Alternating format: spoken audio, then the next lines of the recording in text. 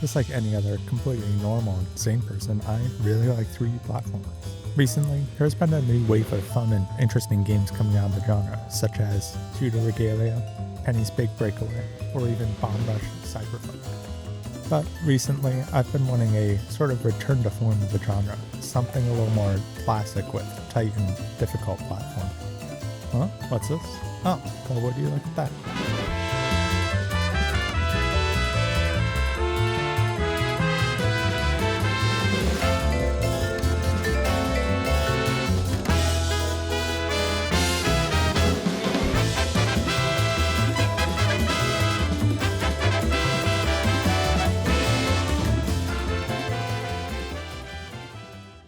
Let's see, this game comes out in, 2025.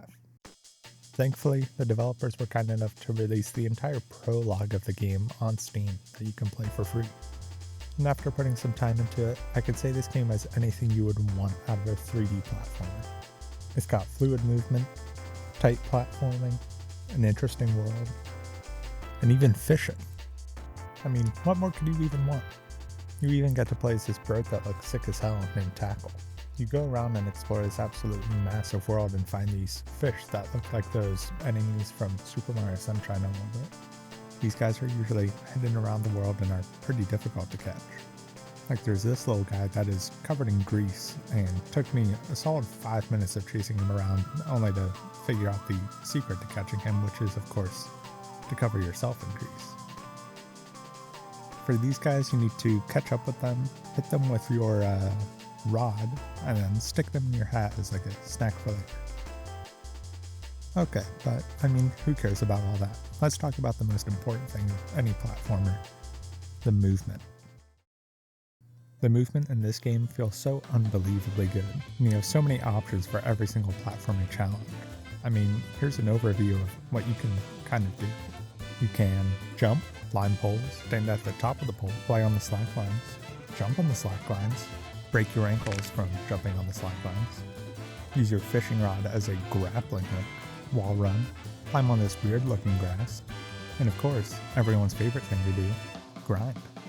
There are also these freaky little guys named sand shredders that you get to spank to make them go faster. Now that is a 10 out of 10 game mechanic. All of this makes for some pretty fun and in-depth movement, but then you come across what I'm going to call the River of Revelation. And this has changed how I will forever play this game. They let you spin around forever. Oh, and there's also a slide mechanic that generates some speed and conserves a lot of your momentum, but I mean, who cares about that? Every part of your movement kit in this game flows together so perfectly that it makes me want to use words like tight and expressive movement. However, the movement doesn't really matter if you don't have anywhere to go, right? Also, please subscribe. Anyway, this game's world is really interesting to me. Right at the beginning of the game, you crawl up the tutorial area and see these massive towers over in the distance. Then you get to call your sand shredder for the first time and go venture out into this world while the brilliant overworld theme plays in the background. And all of those towers in the distance are actually platforming challenges that you can go to and explore. And each one of them has a unique flair to them or mechanic that they fully explore. There's this one with some fun swimming sections. There's this one where you get to channel your inner Tony Hawk and grind your heart out. Or there's even this one where you need to jump off of the map and catch yourself with your fishing rod at the last second to swing yourself to a hook. These sections are so brilliantly designed. They give you some challenge or difficult jump and follow that with a shortcut that you can unlock to go re-explore an area that you might have missed. And some of these parts really fully require you to think outside of the box to find a secret area or even the path forward in some cases.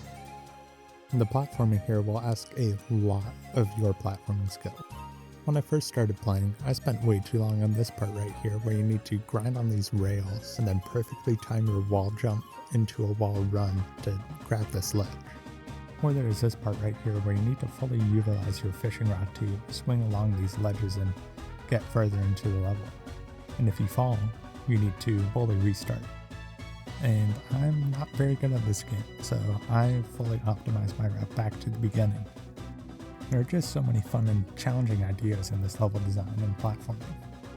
Completing all of these difficult jumps and getting to the top of the tower just to look out at the vast open desert is a really rewarding experience. Along with the level design, you have these heavily stylized graphics with the wacky designs of all the characters and structures that makes it really unique. I mean, they even give you all these fun filters to put on. Just look at this one. This is what they call retro. Yeah, just try and do platforming with that one. It'll go well. And to wrap things up, please go give this game a shot. I guarantee you will have a lot of fun with it, as I did. I'll have it linked down in the description if you want to give it a shot. And if you do play it, let me know what you think in the comments below. And if you have any input on how I can improve the video, please let me know.